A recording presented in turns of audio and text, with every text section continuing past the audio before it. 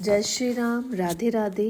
स्वागत है आप सभी का मेरे चैनल में। आशा करती हूँ आप सभी स्वस्थ होंगे। आदि काव्य किष्किंधा कांड में आज हमारा सर्ग प्रारंभ होने जा रहा है। आज के सर्ग में हम हनुमान जी के पूछने पर वृद्धा तापसी का अपना तथा उस दिव्य स्थान का परिचय देकर सब वानरों को भोजन के लिए कहने का वर्णन किया गया है। तो श्रवण कीजिए आज का सर्ग, अंत तक बने रहिएगा। इत्युक्त्वा हनुमानस्तत्रः चीरकृष्णाः जिनाम्बराम् अब्रवीत तां महाभागां तापसी धर्मचारिणीम्। अर्थात इस प्रकार पूछकर हनुमान जी चीर एवं कृष्ण मृग चर्म धारण करने वाली उस धर्म परायणा महाभागा तपस्विनी से वहां फिर बोले, देवी, हम सब लोग भूख प्यास और थकावट से कष्ट पा रहे थे, इसलिए सहसा इस अंधकारपूर्ण गुफा में आए। भूतल का यह वीवर बहुत ही बड़ा है। हम प्यास से पीड़ित होने के कारण यहाँ आए हैं, किंतु यहाँ के इन ऐसे अद्भुत विविध पदार्थों को देखकर हमारे मन में बड़ी ही व्यथा हुई है।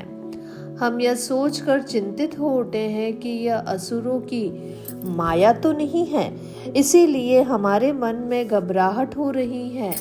हमारी विवेक शक्ति लुप्त सी हो रही है। हम जानना चाहते हैं कि यह बाल सूर्य के समान कांतिमान स्वर्णमय वृक्ष किसके हैं? ये भोजन की पवित्र वस्तुएं, फल, मूल, सोने के विमान, चांदी के घर आदि सुवर्णमय पावन वृक्ष किसके तेज से प्रकट हुए हैं? यहाँ के निर्मल जल में सोने के कमल कैसे उत्पन्न हुए हैं? इन सरोवरों के मत्स्य और कछुए सोने के कैसे दिखाई देते हैं? हनुमान जी के इस प्रकार पूछने पर समस्त प्राणियों के हित में तत्पर रहने वाली उस धर्मपरायणा तापसी ने उत्तर दिया, वानर श्रेष्ठ, माया विशारद महातेजस्वी मय का नाम तुमने सुना होगा। उसी ने अपनी माया के प्रभाव से इस समूचे स्वर्णमय वन का निर्माण किया था। मायासुर पहले दानव शिरोमणियों का विश्वकर्मा था, जिसने इस दिव्य सुवर्णमय उत्तम भवन को बनाया है। उसने 1 सहस्त्र वर्षों तक वन में घोर तपस्या करके ब्रह्मा जी से वरदान के रूप में शुक्राचार्य का सारा शिल्प वैभव प्राप्त किया था। संपूर्ण कामनाओं के स्वामी बलवान मायासुर ने यहाँ की सारी वस्तुओं का निर्माण करके इस महान वन में कुछ काल तक सुखपूर्वक निवास किया था। आगे चलकर उस दानवराज का हेमा नाम की अप्सरा के साथ संपर्क हो गया। यह जानकर देवेश्वर इंद्र ने हाथ में वज्र ले उसके साथ युद्ध करके उसे मार भगाया। तत्पश्चात ब्रह्मा जी ने यह उत्तम वन, यहाँ का अक्षय काम भोग तथा यह सोने का भवन हेमा को दे दिया। मैं मेरु सवर्ण की कन्या हूँ, मेरा नाम स्वयं प्रभा है। वानर श्रेष्ठ, मैं उस हेमा के इस भवन की रक्षा करती हूँ। नृत्य और गीत की कला में चतुर हेमा मेरी प्यारी सखी है। उसने मुझसे अपने भवन की रक्षा के लिए प्रार्थना की थी, इसीलिए मैं इस विशाल भवन का संरक्षण करती हूँ। तुम लोगों का यहाँ क्या काम है?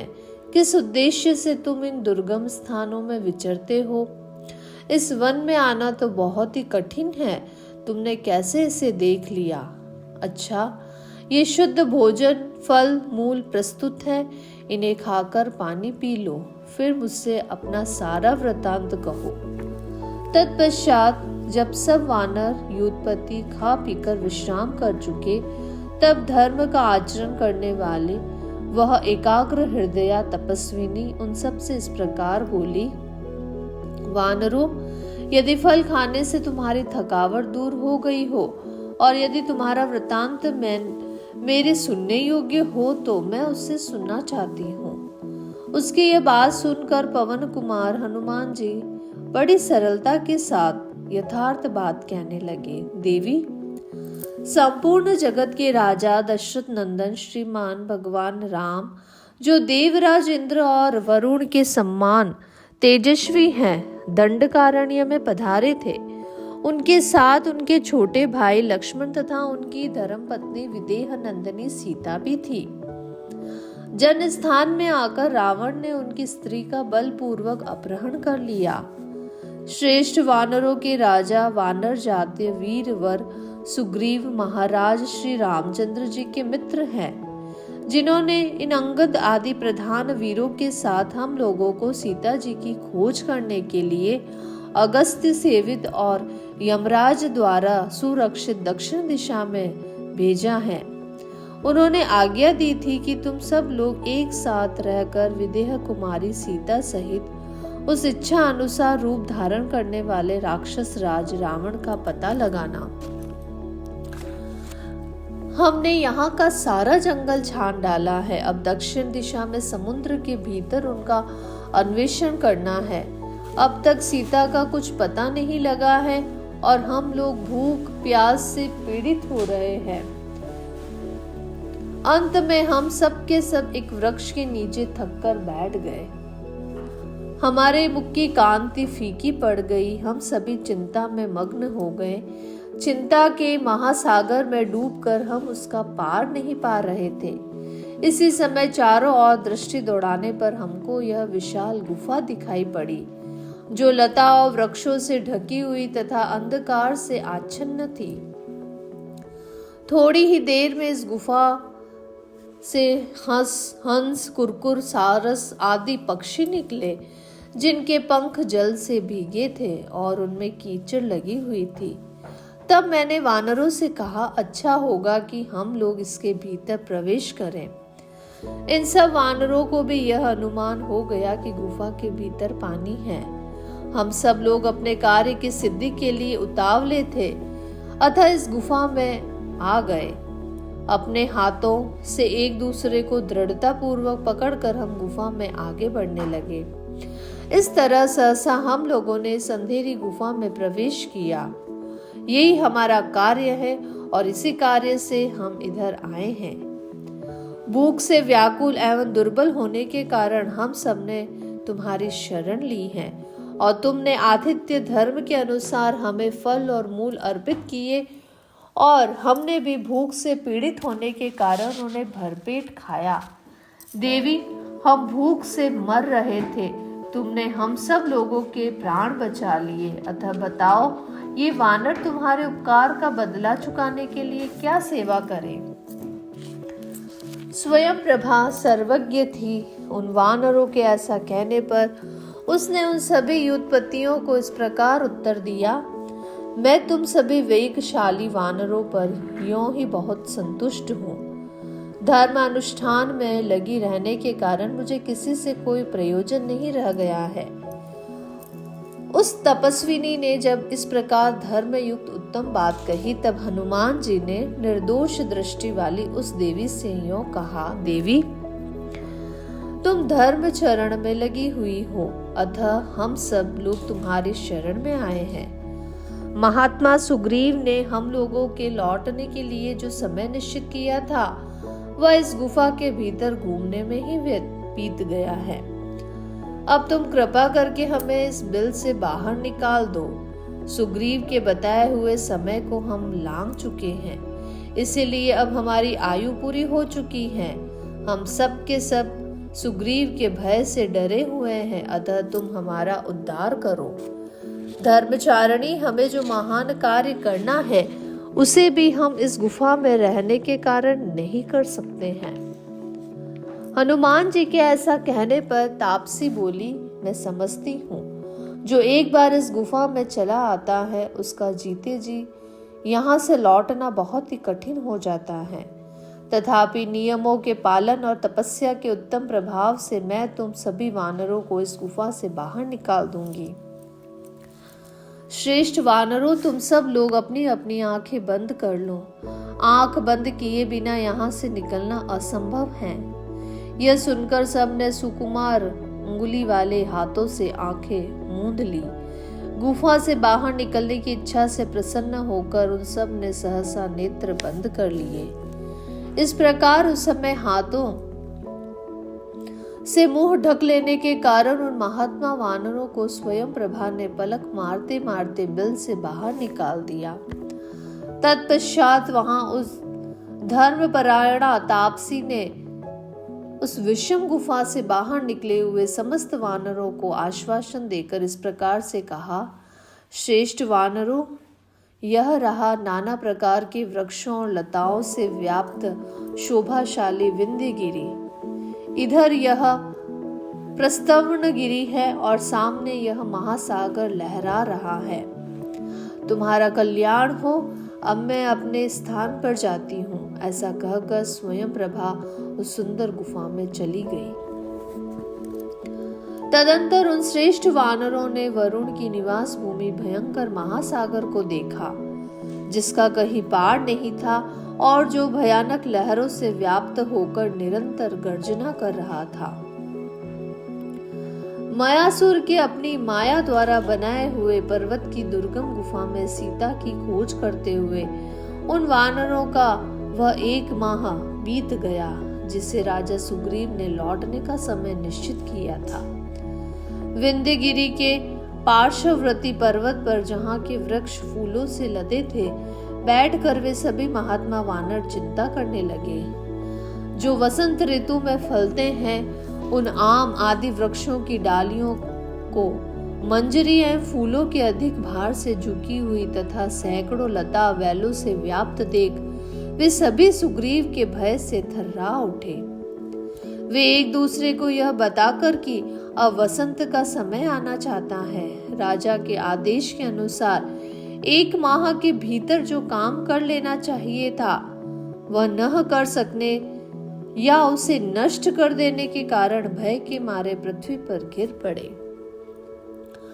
तब जिनके कंधे सिंह और बैल के समान मांसल थे, भुजाएं बड़ी बड़ी और मोटी थी तथा जो बड़े बुद्धिमान थे, वे युवराज अंगद उन श्रेष्ठ वानरों तथा अन्य वनवासी कपियों को यथावत सम्मान देते हुए मधुर वाणी से संबोधित करके बोले, वानरों, हम सब लोग वानर राज की आज्ञा से आश्विन मास बीतते बीते 1 माह की निश्चित अवधि स्वीकार करके सीता की खोज के लिए निकले थे, किंतु हमारा वह 1 माह उस गुफा में ही पूरा हो गया।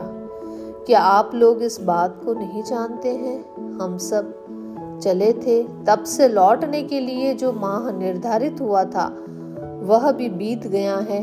अतः अब आगे क्या करना चाहिए? आप लोगों को राजा का विश्वास प्राप्त है, आप नीति मार्ग में निपुण हैं और स्वामी के हित में तत्पर रहते हैं, इसीलिए आप लोग यथा समय सब कार्यों में नियुक्त किए जाते हैं। कार्य सिद्ध करने में आप लोगों की समानता करने वाला कोई नहीं है। आप सभी अपने पुरुषार्थ के लिए सभी दिशाओं में विख्यात हैं। इस समय वानर राज सुग्रीव की आज्ञा से मुझे आगे करके आप लोग जिस कार्य के लिए निकले थे उसमें आप और हम सफल न हो सके। ऐसी दशा में हम लोगों को अपने प्राणों से हाथ धोना पड़ेगा, इसमें संशय नहीं है। स्वयं सुग्रीव ने जो समय निश्चित किया था उसके बीत जाने पर हम सब वानरों के लिए उपवास कर प्राण त्याग देना ही ठीक जान पड़ता है। सुग्रीव स्वभाव से ही कठोर है, फिर इस समय तो वे हमारे राजा के पद पर स्थित हैं। सीता का समाचार न पाने पर हमारा वध ही कर डालेंगे, अतः हमें आज ही यहाँ स्त्री पुत्र धन संपत्ति और घर द्वार का मोह छोड़कर मरणांत उपवास आरंभ कर देना चाहिए। यहाँ से लौटने पर राजा सुग्रीव निश्चय ही हम सबका वध कर डालेंगे। सुग्रीव ने युवराज पद पर मेरा अभिषेक नहीं किया है, अनायास ही महान कर्म करने वाले महाराज श्री राम ने ही उस पद पर मेरा अभिषेक किया है। राजा सुग्रीव ने तो पहले से ही मेरे प्रति वैर बांध रखा है। इस समय आज्ञा उल्लंघन मेरे अपराध को देखकर पूर्वोक्त निश्चय के अनुसार तीखे दंड द्वारा मुझे मरवा डालेंगे। जीवन काल में मेरा व्यसन देखने वाले सुहृदयों से मुझे क्या काम है। युवराज बाली कुमार अंगद की यह बात सुनकर वे सभी श्रेष्ठ वानर करुण स्वर में बोले, सचमुच सुग्रीव का स्वभाव बड़ा कठोर है। उधर श्री रामचंद्र जी अपनी प्रिय पत्नी सीता के प्रति अनुरक्त हैं। सीता को खोजकर लौटने के लिए जो अवधि निश्चित की गई थी वह समय व्यतीत हो जाने पर भी यदि हम कार्य के लिए बिना ही वहां उपस्थित हो गए तो उस अवस्था में हमें देखकर और विदेह कुमारी सीता जी का दर्शन किए बिना ही हमें लौटा हुआ जानकर श्री रामचंद्र जी का प्रिय करने की इच्छा से सुग्रीव हमें मरवा डालेंगे। अतः अपराधी पुरुषों का स्वामी के पास लौटकर जाना कदापि उचित नहीं है।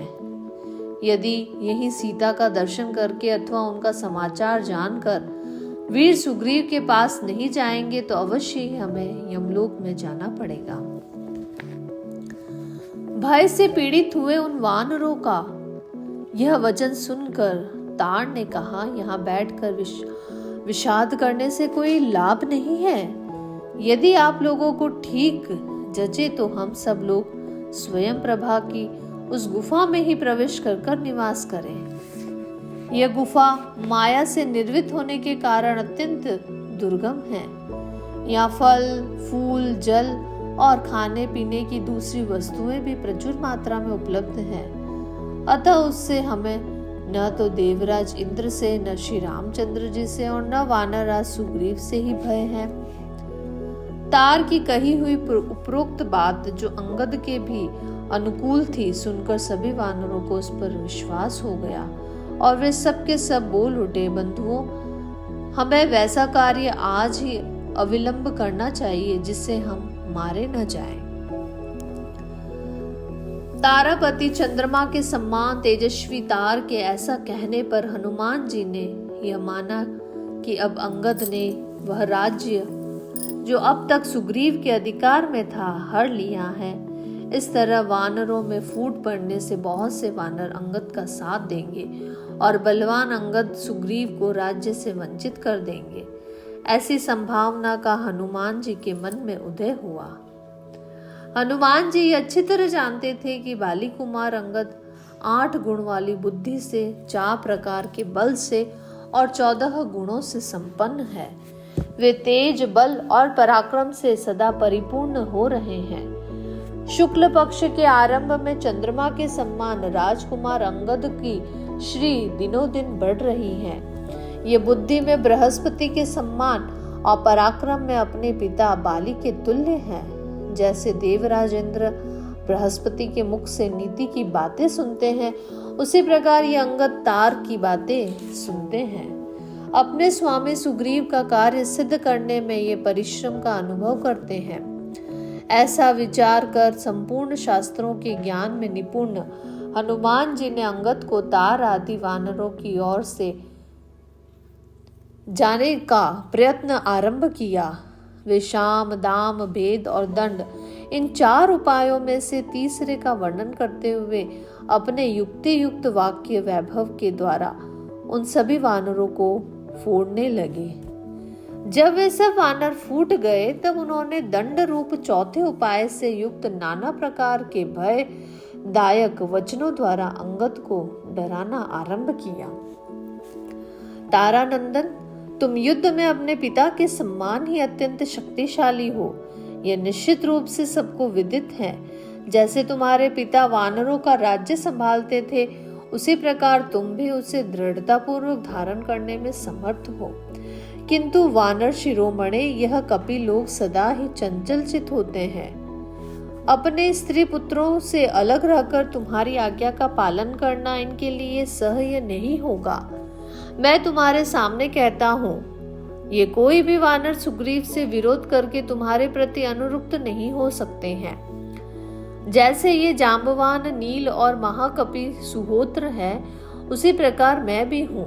मैं तथा ये सब लोग साम दान आदि उपायों द्वारा सुग्रीव से अलग नहीं किए जा सकते हैं। तुम दंड के द्वारा भी हम सबको वानर राज से दूर कर सको, यह भी संभव नहीं है। दुर्बल के साथ विरोध करके बलवान पुरुष चुपचाप बैठा रहे, यह तो संभव है, परंतु किसी बलवान से वैर बांधकर कोई दुर्बल पुरुष कहीं भी सुख से नहीं रह सकता है। अतः अपनी रक्षा चाहने वाले दुर्बल पुरुष को बलवान के साथ विग्रह नहीं करना चाहिए। तुम जो ऐसा मानने लगे हो कि ये गुफा हमें माता के सम्मान अपनी गोद में छिपा लेगी, इसीलिए हमारी रक्षा हो जाएगी, तथा इस बिल की अमेध्यता के विषय में जो तुमने तार के मुंह से कुछ सुना है, ये सब व्यर्थ है, क्योंकि इस गुफा को विदीर्ण कर देना लक्ष्मण के बाणों के लिए बाएं हाथ का खेल है। पूर्व काल में यहाँ वज्र का प्रहार कर इंद्र ने तो इस गुफा को बहुत थोड़ी हानि पहुंचाई थी, परंतु लक्ष्मण अपने पैने बाणों द्वारा इस पत्ते के दोने की भांति विदीर्ण कर डालेंगे इस गुफा को। लक्ष्मण के पास ऐसे बहुत से नाराज हैं जिनका हल्का सा स्पर्श भी वज्र और अश्नि के समान चोट पहुंचाने वाला है। वे नाराज पर्वतों को भी विदीर्ण कर सकते हैं। शत्रुओं को संताप देने वाले वीर, ज्यों ही तुम इस गुफा में रहना आरंभ करोगे, त्यों ही ये सब वानर तुम्हें त्याग देंगे, क्योंकि इन्होंने ऐसा करने का निश्चय कर लिया है। ये अपने बाल बच्चों को याद करके सदा उद्विग्न रहेंगे। जब यहाँ इन्हें भूख का कष्ट सहना पड़ेगा और दुखद सैया पर सोने या दुरावस्था में रहने के कारण इनके मन में खेद होगा, तब ये तुम्हें पीछे छोड़कर चल देंगे। ऐसी दशा में तुम हितैषी शत्रुओं और सुहृदयों के सहयोग से वंचित हो उड़ते हुए तिनके से भी तुच्छ हो जाओगे और सदा अधिक डरते रहोगे।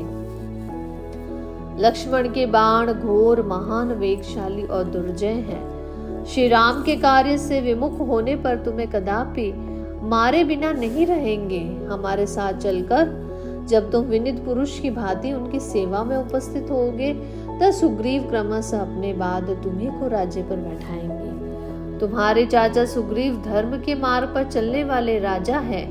वे सदा तुम्हारी प्रसन्नता चाहने वाले, दृढ़ व्रत, पवित्र और सत्य प्रतिज्ञ हैं, अतः कदापि तुम्हारा नाश नहीं कर सकते हैं। अंगद, उनके मन में सदा तुम्हारी माता का प्रिय करने की इच्छा रहती है। उनकी प्रसन्नता के लिए ही वे जीवन धारण करते हैं। सुग्रीव की तुम्हारे सिवा कोई दूसरा पुत्र भी नहीं है, इसलिए तुम्हें उनके पास चलना चाहिए। इस प्रकार से आज रामायण आदि काव्य के किष्किंधा कांड में हमारा यह सर्ग पूरा होता है। कल हम आगे का सर्ग प्रारंभ करेंगे। कल के सर्ग में हम अंगद सहित वानरों का प्रायोपवेशन होना।